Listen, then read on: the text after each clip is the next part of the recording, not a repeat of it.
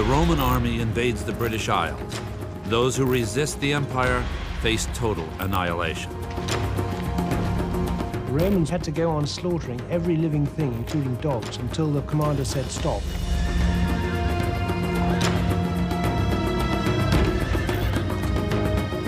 In the Highlands of Scotland, General Julius Agricola pursues a coalition of tribal warriors. He can hardly wait to tear the enemy to shreds. Often on the march, when mountains and rivers were wearing out your strength, did I hear our bravest men exclaim, "When shall we have the enemy before us?" Agricola gets his answer sooner than he thinks. It comes from the native peoples of the British Isles, known as the Britons. At a site called Mons Gropius, they confront an empire that seeks to enslave them.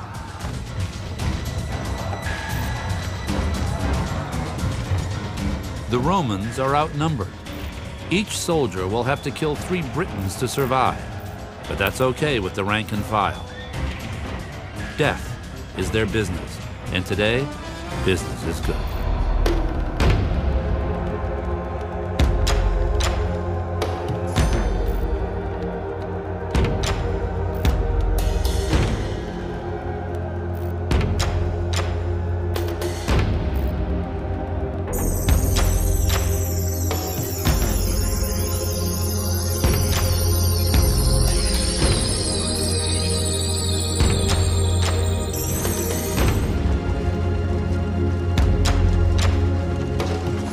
From Scotland to North Africa, Roman military strategy shared something in common with the 20th century blitzkrieg.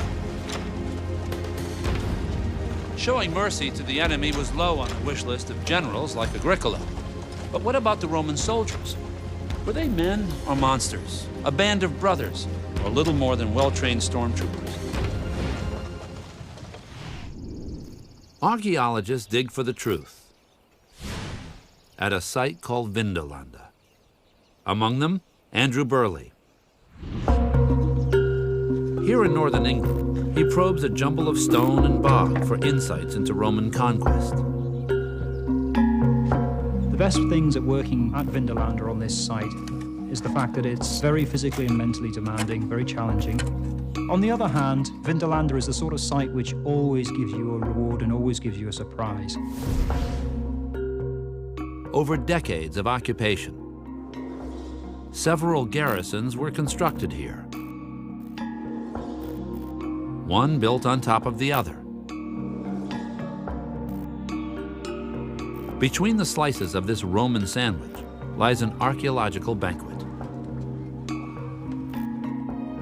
Aqueducts feed water to an honest-to-goodness Roman bath. There's the fort's slaughterhouse, complete with a runoff gutter for blood.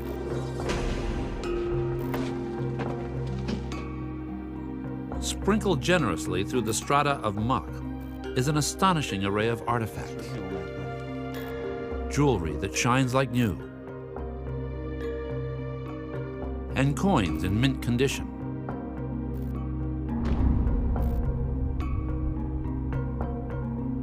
The word Vindolanda means shimmering lawn, a deceptive name for a desolate outpost at the edge of the known world.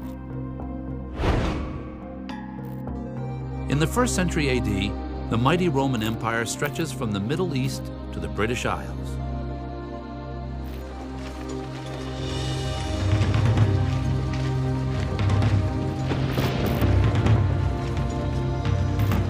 But here, in the rugged Scottish hills of Mons Gropius, the Roman advance hits the wall.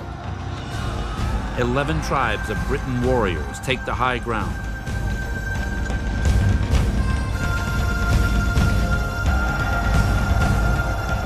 Skilled at making bronze into weapons, the Britons wear blue war paint extracted from wildfire. Their leader, Calgacus, pegs Rome's intentions for what they are. We, the last free men, have been shielded till today by the very remoteness for which we are famed. But today, the boundary of Britain is exposed. Beyond lies nothing but waves and rocks and the Romans. Where they make a desert, they call it peace.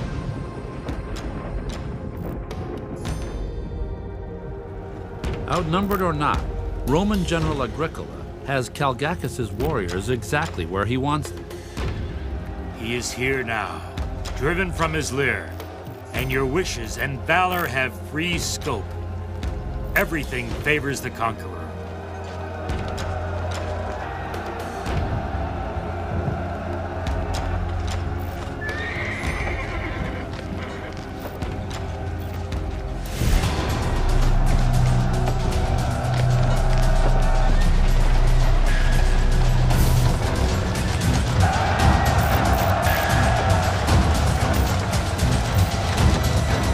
To save their skins, Roman soldiers now rely on a strict sequence of precision tactics.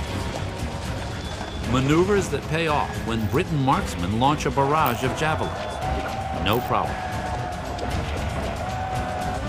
The Romans create a defensive shell called the tortoise. The Britons have no such animal. Big problem.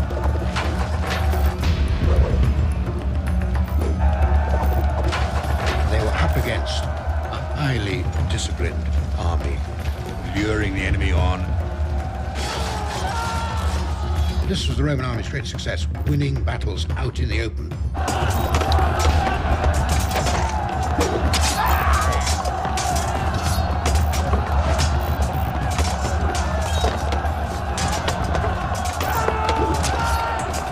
In spite of bigger swords and superior numbers, the closer the Britons get to the Romans, the further from victory the Britons fall.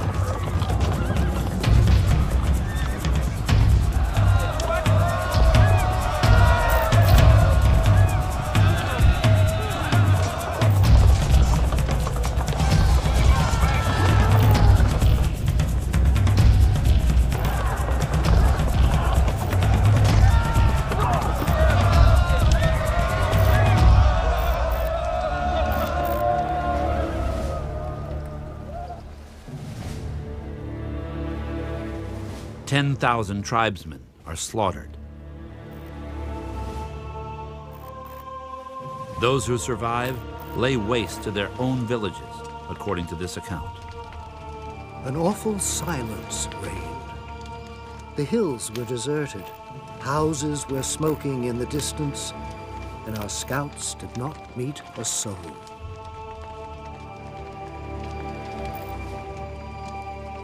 The Britons despise and fear Agricola's legions more than death itself. Retreating warriors set fire to their own homes.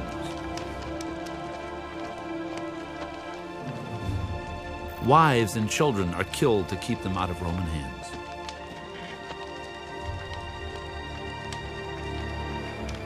But who are these men they fear? The heartless agents of empire? Imperial robots, invincible in battle?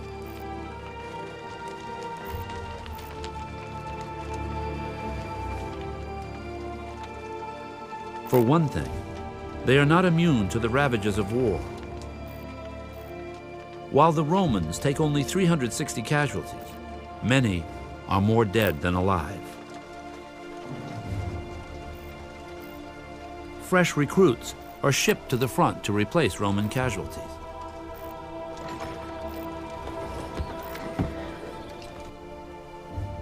One of these soldiers, ancient records show, was named Messicus. He could have been as young as 18 and most likely was unmarried.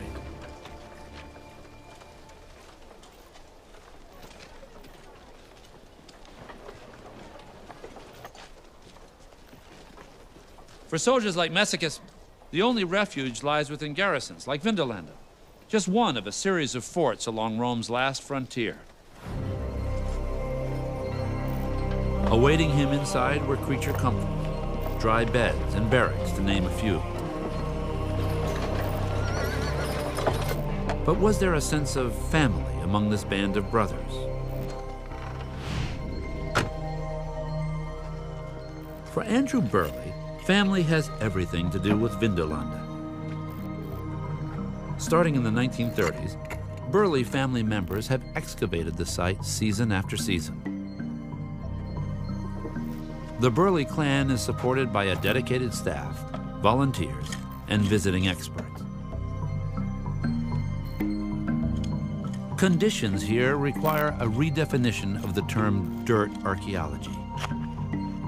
Dirt is for wimps. Vindolanda has Frankenstein dirt, and it's always sopping wet.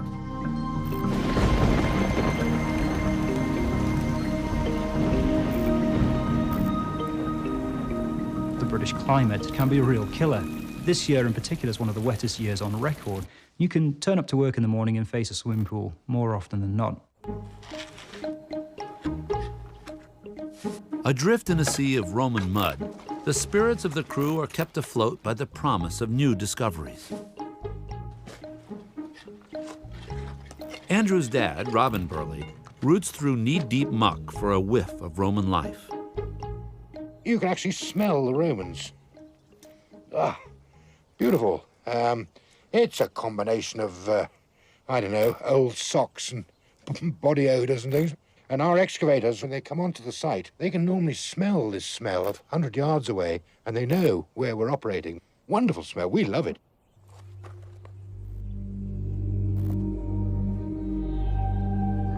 The handle from a flagon is a clue that alcohol was available, a substance that served a number of tasks.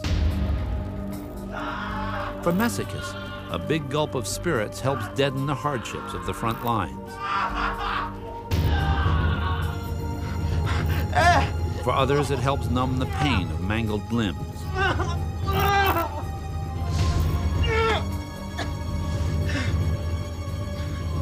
Evidence suggests opium was mixed with alcohol to create an anesthetic cocktail.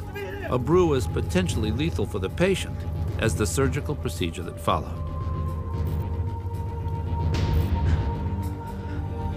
Among Burley's most compelling finds are medical tweezers, a silver probe to open wounds, and this bronze blade, the instrument of last resort. It was the dread of every fighting man of the empire.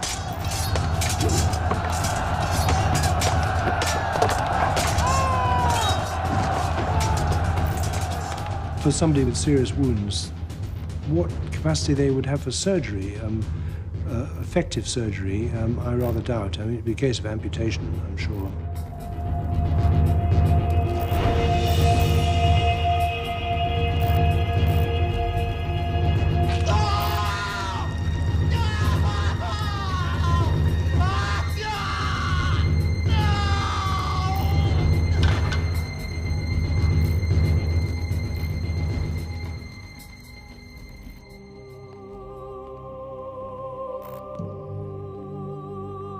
Severed limbs and the lives of men feed the insatiable fires of Roman ambition.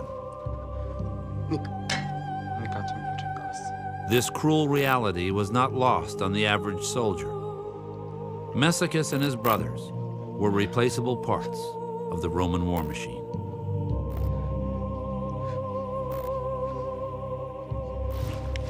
Piece by bloody piece, its inner workings and broken cogs surface at Vindolanda.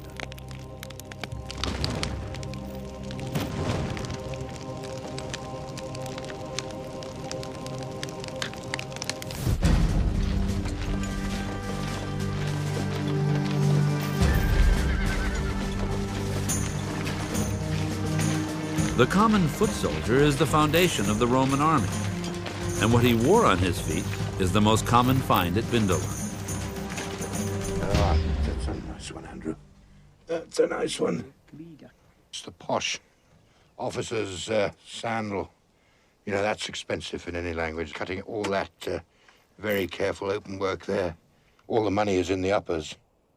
We always say that Vindolanda's got everything that Pompeii and Herculaneum haven't got. I think Pompeii has got 3 or 4 bits and pieces of Roman shoes. Well, we've got over 3,000 of them. Some 500,000 artifacts serve as archaeological pixels. Composited together, they form dim snapshots from the private lives of men like Messicus.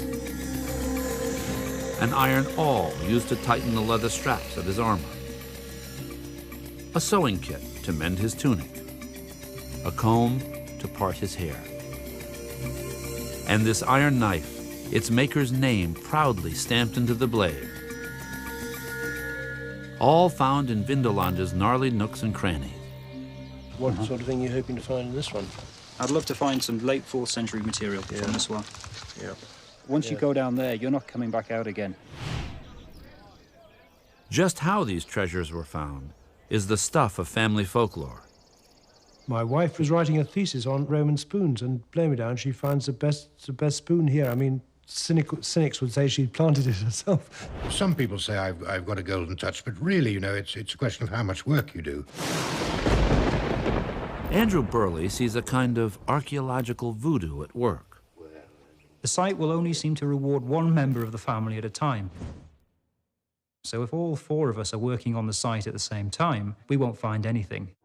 As soon as 3 of us go somewhere else and leave one alone, then that person will make a sensational find. But that's just the way it goes. And that's just how it went for Andrew's dad one sensational day. A find that literally spoke volumes on life at Vindolanda. A discovery that turned Roman archaeology on its head.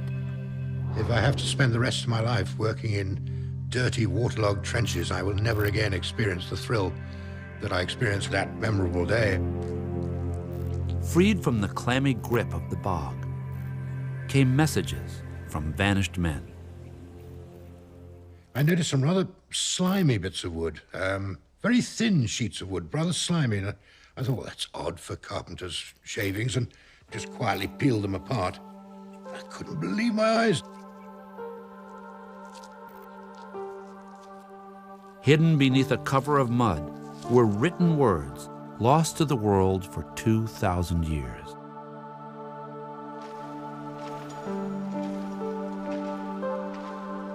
Messicus and his brothers had broken ranks with the past and delivered to archaeologists messages from a lost world.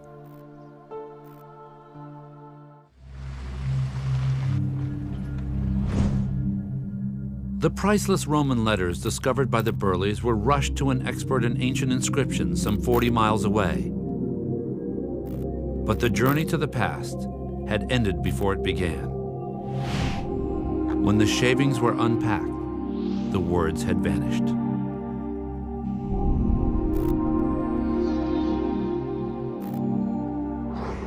All the writing had gone. It was just absolutely blank. It was an archaeologist's worst nightmare. But the Burleys didn't give up. A closer examination of the shavings revealed microscopic traces of carbon-based ink, a substance the Burleys could see through infrared photography.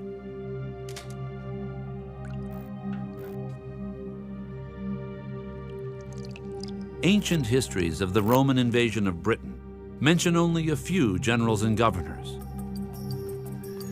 Now, written in their own hand, came the names and origins of some 600 Romans at Vindolanda.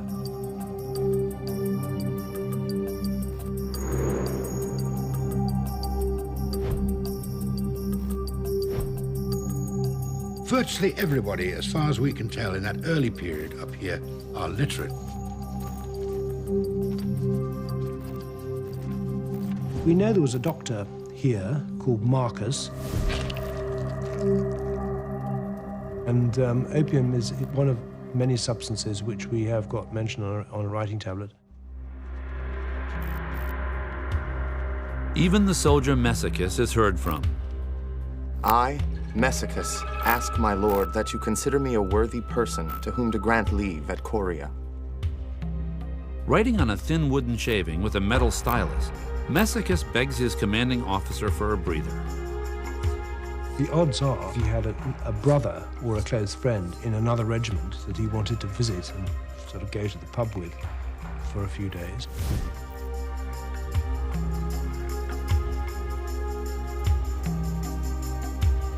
Today, the remains of the fort Messicus longed to escape are excavated with help from volunteers. Urging them on is a family hooked on the past. I've got 5 children. I tried to persuade all 5 that there were various honest ways of earning money, and one of them wasn't archaeology. The Burley family has been excavating the site on and off for, well, 70 or 80 years, really.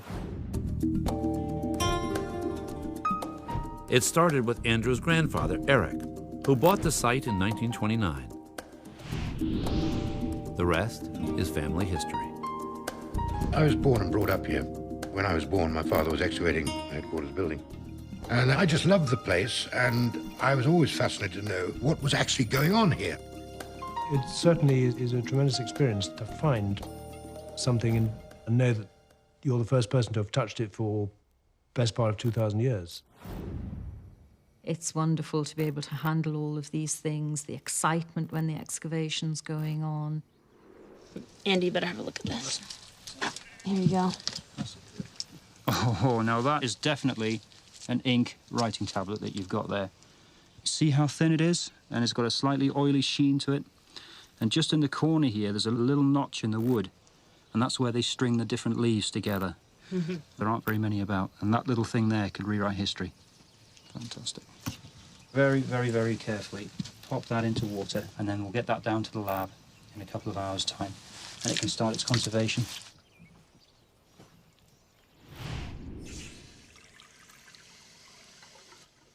Andrew's mother, Patricia Burley, takes over from there. To free the tablets from the sticky bog requires the patience of a saint and the touch of a surgeon.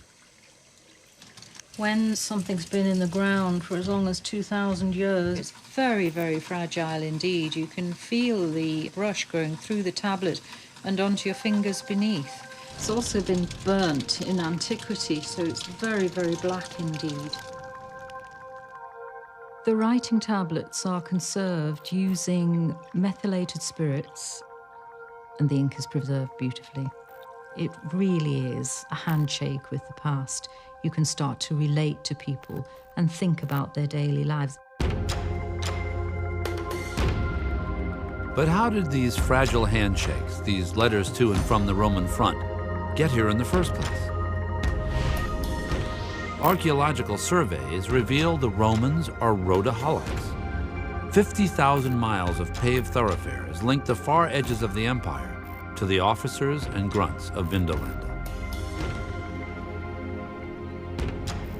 Here, Massicus and his mates appeal to faraway friends and family for what amount to care packages. One man begs for clothing, not for himself, but for his men. I greet you and ask that you send the things which I need for the use of my boys. 6 tunics, which you well know I cannot properly get hold of here.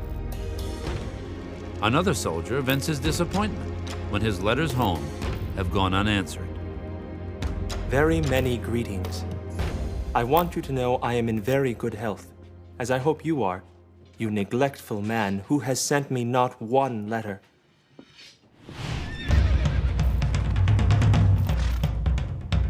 Needless to say, even the smallest of mail deliveries are major deals.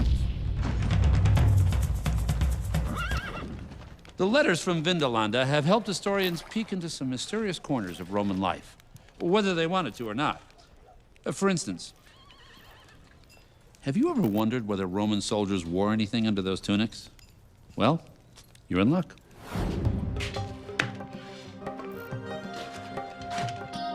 And now a letter from home answers the question once and for all. It reads as follows. Greet Tetricus and all your messmates, with whom I pray that you live in the greatest of good fortune. I have sent you socks from Satua, 2 pairs of sandals, and 2 pairs of underpants.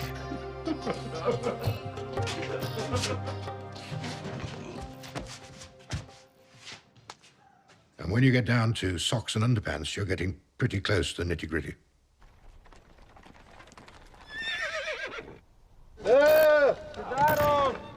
Along with the mail comes the occasional retailer. In most cases, these traders are Romans who have followed the army here from Europe. Letters found at Vindolanda show that foot soldiers had major cash flow problems. They only get paid twice a year or 3 times a year at the most. And the sort of coins they're getting paid in are the sort of coins I've got in my hand right here. Beautiful little copper alloy coins. According to one letter, without cold cash, Messicus and his brothers are plumb out of luck. Unless you send me some cash, at least 500 denarii, the result will be that I shall lose what I have laid out on deposit, and I shall be embarrassed. While Messicus struggles to make ends meet, his commanding officer, Flavius Cerealis, earns about 50 times more. We know an awful lot about him. We've got 80 or 90 of his letters now, and I can tell you his wife, his children, names of his wife, his children, his friends. One like a soap opera letter we've ever found. Letters found at Vindolanda reveal that Flavius and his men were not from Rome. In fact, they weren't even Roman. They hailed from Batavia, what is called the Netherlands today. A Roman historian said, the Batavians were like weapons and armor, only to be used in war. They had some tremendous skills which the Romans valued, like they could swim across rivers fully armed, leading their horses with them. The Romans also used them to win the Battle of Mons Graupius.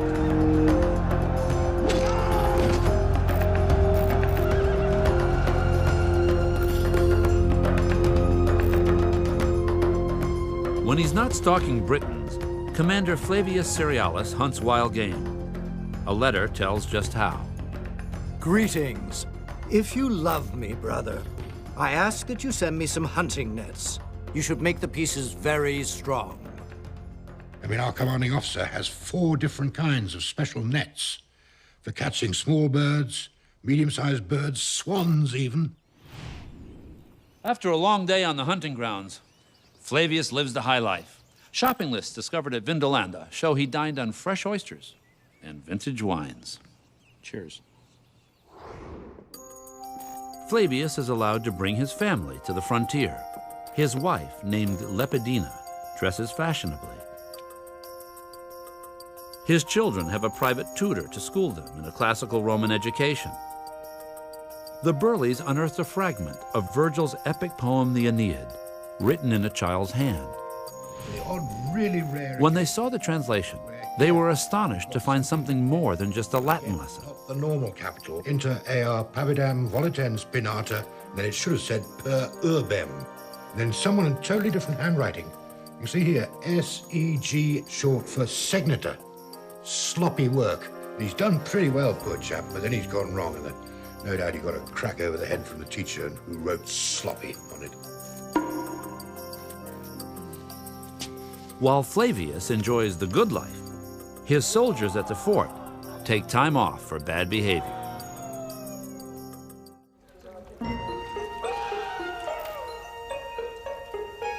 Discoveries at the fort open a steamy new chapter on the fast life at the Roman front.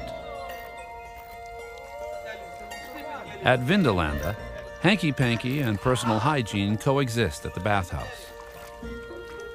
Every Roman fort worth its salt had a bathhouse. Now, bathhouses are 2 things. It's, they're obviously for bathing, but it's also where you go in your off-duty hours to let off steam. And after a hot dip, nothing hits the spot better than a brewski.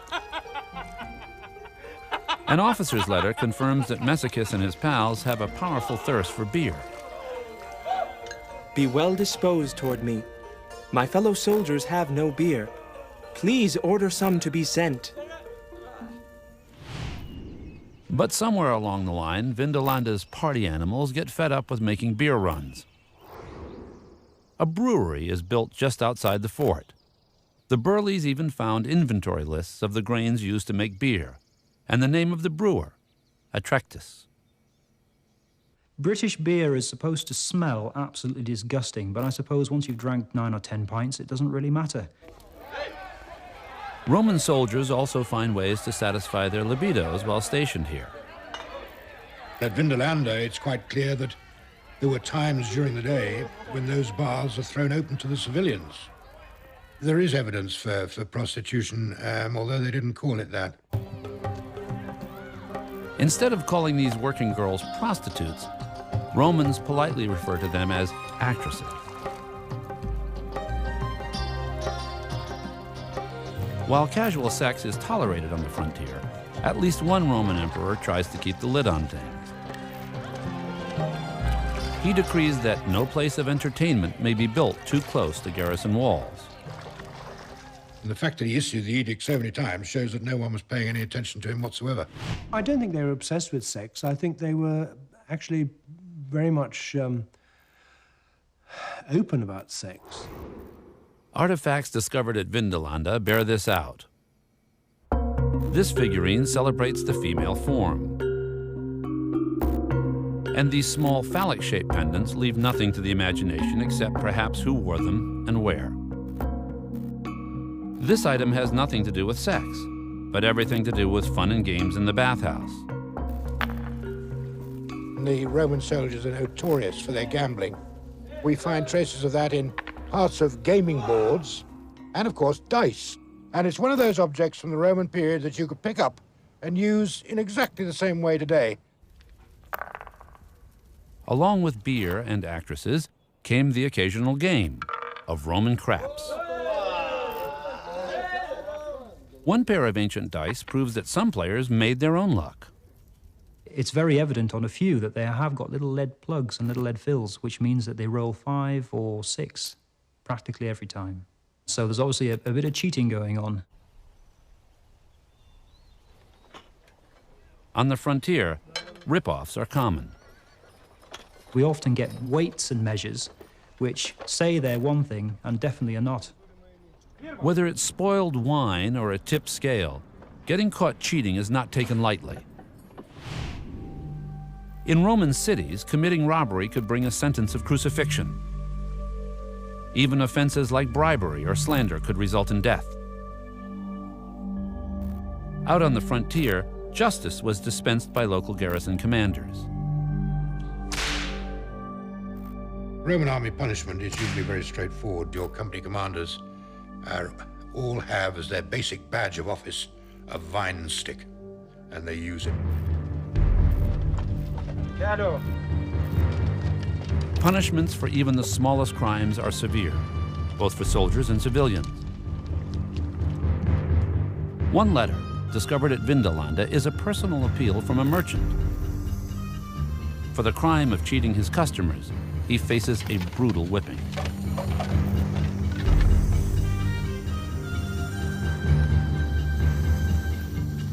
As befits an honest man, I implore your mercifulness not to allow me, a man from overseas and an innocent one, about whose good faith you may inquire, to have been bloodied by rods as if I had committed a crime. The plea for mercy is denied. The Burleys are intrigued by a single phrase within the letter where the merchant refers to himself as a man from overseas. I'm a man from overseas. That's a very interesting statement, that, because what he's saying is, look, I'm a proper Roman. Beatings are for Brits, not for people like me. Roman oppression of native people may well have included atrocities far worse than whippings. Recently, new and chilling evidence emerged from the bog. Staring excavators in the face was the skull of a decapitated man.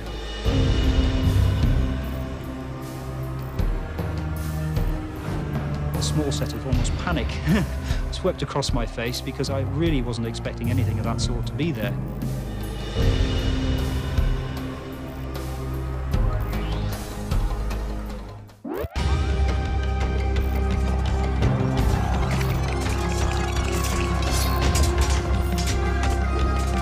In spite of their defeat at Mons Gropius, the Britons remained a constant threat to the Romans at the end of the 1st century.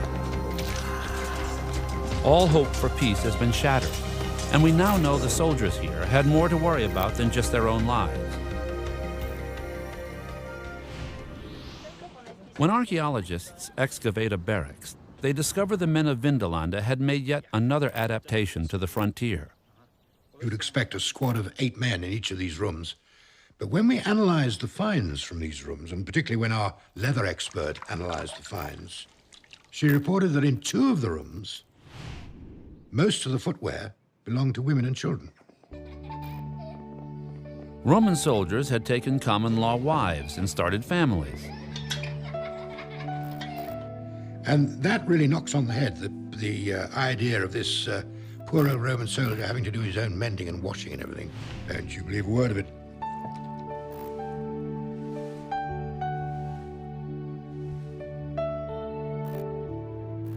Queen of them all was Vindelanda's fashion diva, the commander's wife, Sulpicia Lepidina.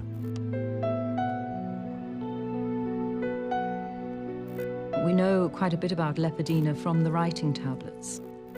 She's just a little bit vain, I think. She's got a very nice, neat foot. She has her shoes imported from a very expensive shoemaker in Gaul. Lepidina led an active social life and had close friends. A party invitation sent by the wife of the commander of a nearby fort is both sophisticated and deeply felt. Greetings. I send you a warm invitation to come to us on September 11th for my birthday celebrations, to make my day more enjoyable by your presence. Farewell, sister, my dearest soul. While Lepidina fills her social calendar, Messicus and his brothers hone their survival skills. To find the enemy's weak points, they practice with wooden mock-ups of the Long Britain swords. Javelin practice is also a must. Fixed with sharp-tempered points, their shafts bend on impact, making them difficult to pull out of a wound.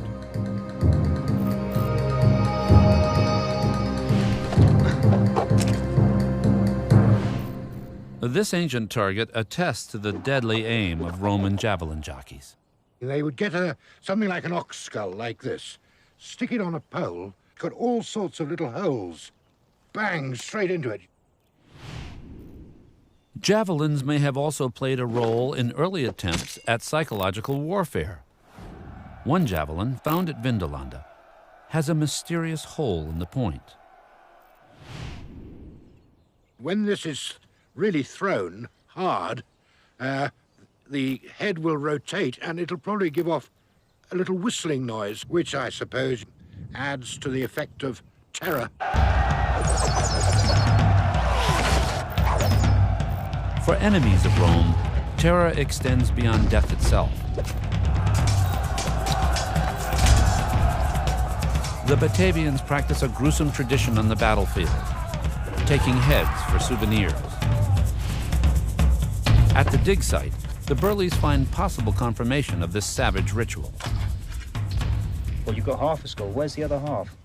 We're going to have it analysed, and we're going to test to see whether the person has been scalped alive and then killed, or has had the hair removed after death.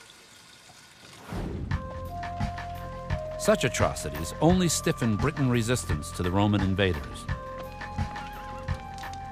But in 117 AD, the Britons finally get some good news. Ironically, it comes from the heart of Rome itself. Emperor Trajan, the architect of imperial domination, has died. Rome had seemed as hard and invincible as its canyons of marble and stone. Now, the death of Trajan runs like a crack through the foundation. All round the frontiers, all the people on the fringes rose against Rome or rose in rebellion, and this included the Britons.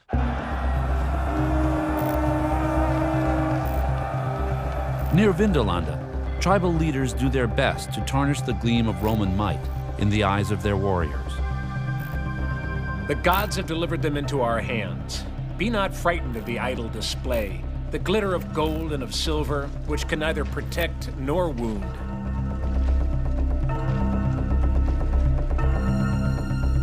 As the Britons' resistance intensifies, more complex weapons are issued to the men of Vindolanda.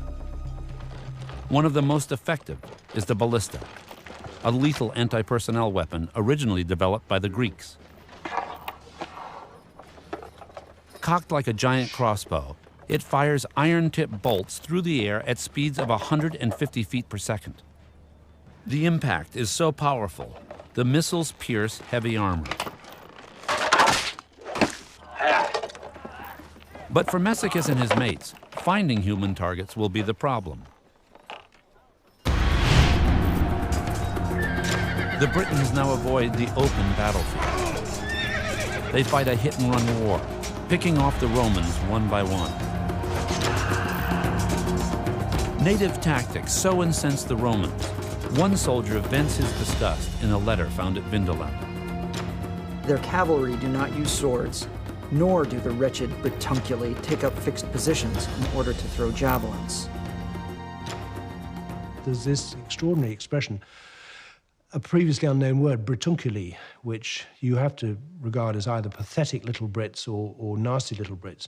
And then it says the little Brits can't sit up properly to hurl their javelins.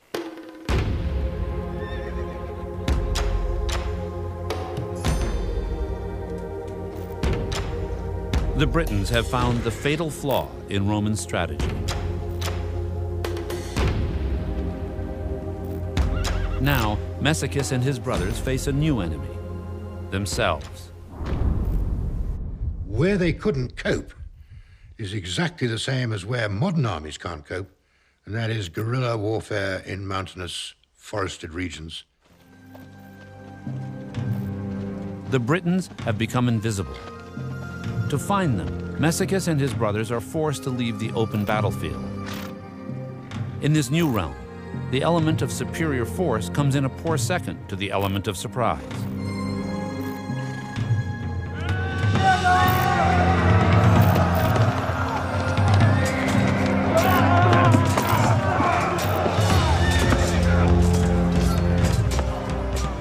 The Romans are thrown off guard by the fury of their enemy.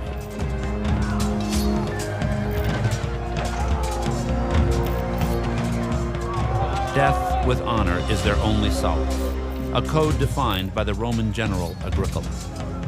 Better an honorable death than a life of shame and safety. And it would be no inglorious end to perish on the extreme confines of earth and nature.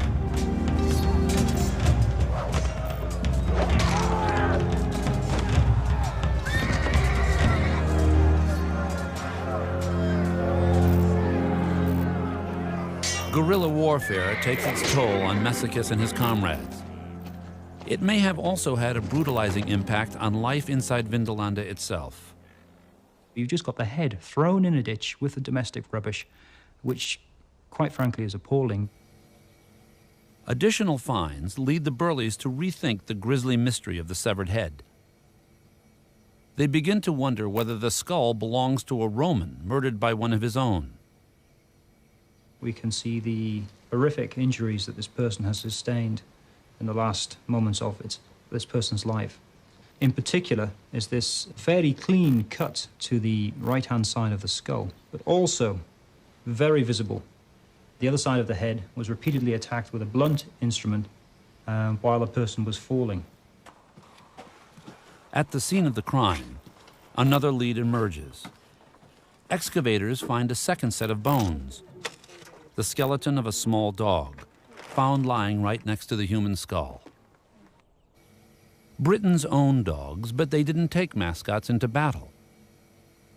Also worth noting, this animal did not die a natural death. And if we look in particular at this side of the skull, you can see that the animal's been poleaxed in a very similar fashion to the human next door. It's quite possible that this animal died in the defense of the owner. Violence within the fort reflects the growing threat beyond its walls. Over the decades, the body count from this endless guerrilla war grinds down Rome's determination to push further north into the highlands.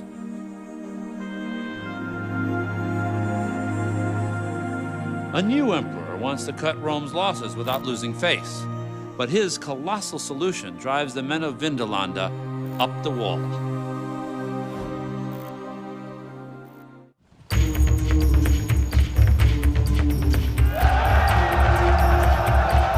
Almost 40 years after the Battle of Mons Graupius, Emperor Hadrian has a brainstorm.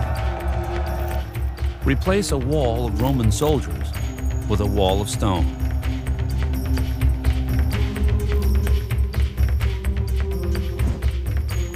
Roman casualties along the Britain front continue to escalate, so Hadrian makes an executive decision. Instead of hoisting beers on their time off, the boys from Vindolanda will be lifting construction blocks. Military units are ordered to construct a great wall, 9 feet thick and 15 feet tall. To make it all happen, the man himself personally designs and supervises the job on site. And Hadrian's message, I think, by building the wall to the people at home was, look, boys, there's going to be no more wars of expansion. That's it. Hadrian's creation includes defensive ditches and berms. To compound the challenge, he keeps changing the plans, even after his return to Rome. People must have been going absolutely mad, particularly the soldiers who had to do the work. That work remains in place some 2,000 years after the fact.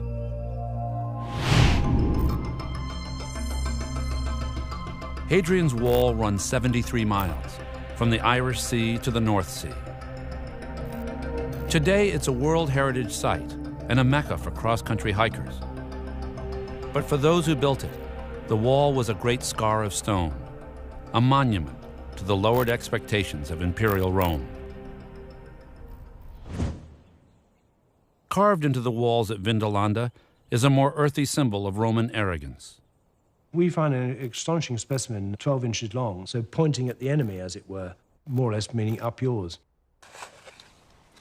So rich are the finds at Vindolanda, it will take an estimated 200 years to complete the excavation.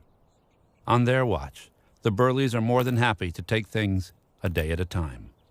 I love everything that we find, whether it's buildings or ovens or utensils, weapons, jewelry, fixtures, fittings, the whole lot. And you just wonder what's going to appear tomorrow. I think of Vindolanda as almost a person in its own right. It's like someone stepping out and shaking your hand from the past. In the end, the same delivery service that linked Lepidina to the outside world will bring the world of Vindolanda to an end. In 105 AD, the men of the garrison are ordered to ship out. The garrison and all unnecessary items must be destroyed to keep them from falling into enemy hands. The Burleys believe the men were rushed to the Danube to suppress a rebellion in what is today the country of Romania. They chuck out stuff they don't need, including their waste paper. You could tell they'd gone in a hurry because in some of the rooms there were piles of junk left on the floor. And along with this priceless junk were the letters. Too numerous to take along, too sensitive to leave behind.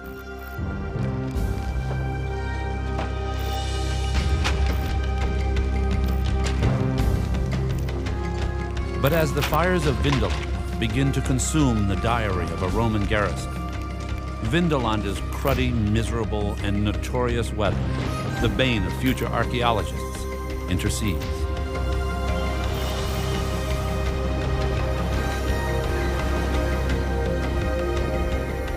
Blown free of the flames, the letters are saved from oblivion by the cold North Country rains.